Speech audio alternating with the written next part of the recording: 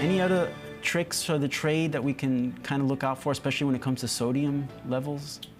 I would say one of the tricks of the trade would be to season your food at the end.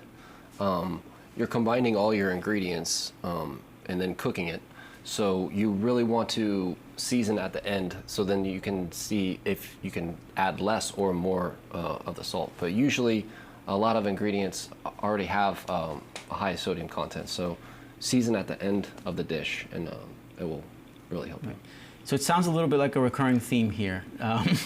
Try to stay away from the processed foods, right? Yes. So you could actually make some of the stock yourself as well if you really wanted to get really fancy. Sure, right? Sure. And it's really not that hard.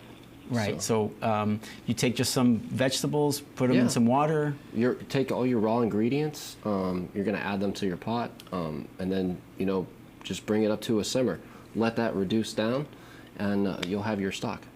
It's always good to strain as well. Yeah. Because you want to strain out the impurities. So.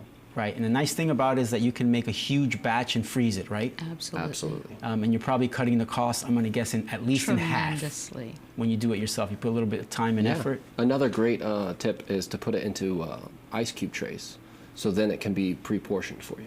That's a great idea. I never thought of that one. How important to you is it to get a variety of different fruits and vegetables?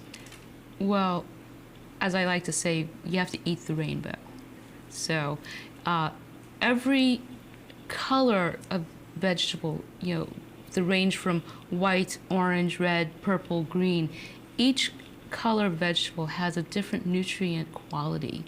So if you only eat kale, for example, which is wonderful, if you only eat kale, you're going to miss out on other things that your body needs by not eating, say, tomatoes or strawberries. So it's very important to eat the rainbow, then you have balance in your diet.